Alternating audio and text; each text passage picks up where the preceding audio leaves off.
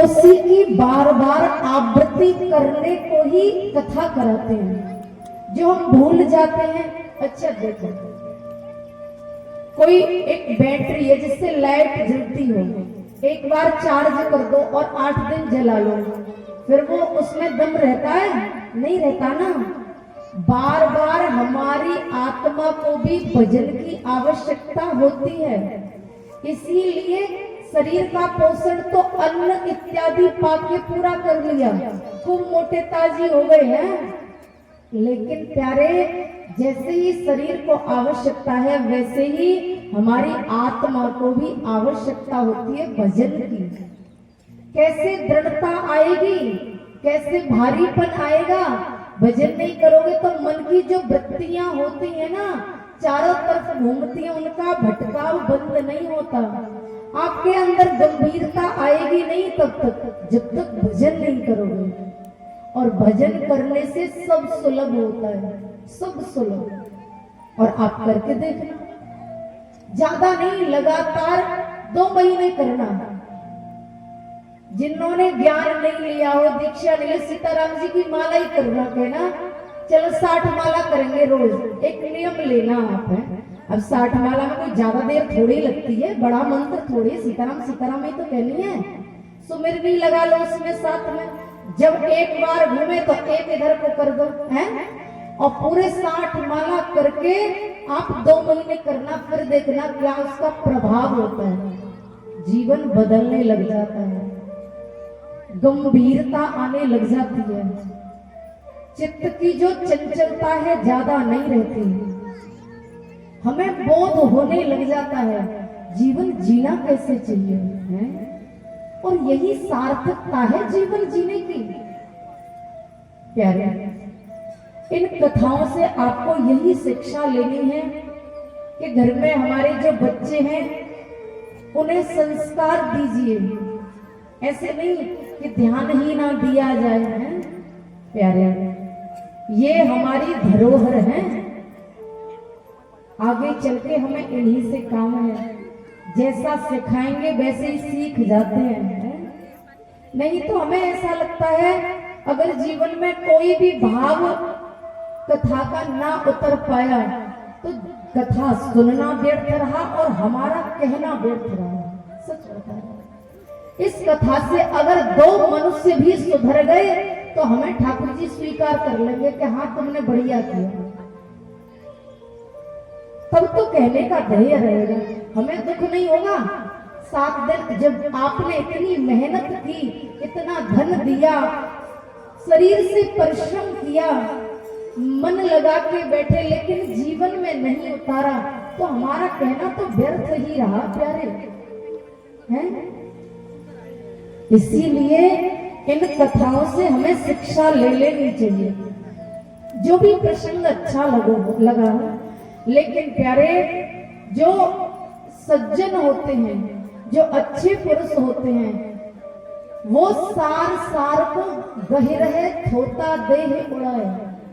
आप कभी कथा पंडाल में बैठकर ये मत सोचना अरे टेंट ऐसा लगा है या संगीत वाले ऐसे हैं, व्यास जी बढ़िया नहीं है, व्यास जी चुटकुला नहीं सुनाते हैं, इधर उधर की बातें नहीं करते, ज्यादा भजन नहीं गाते। प्यारे, इन सब में मनोरंजन करते करते जीवन निकल गया। ये तो इसलिए संगीत होता है प्यारे, जिससे कि मन रमण करने लगे।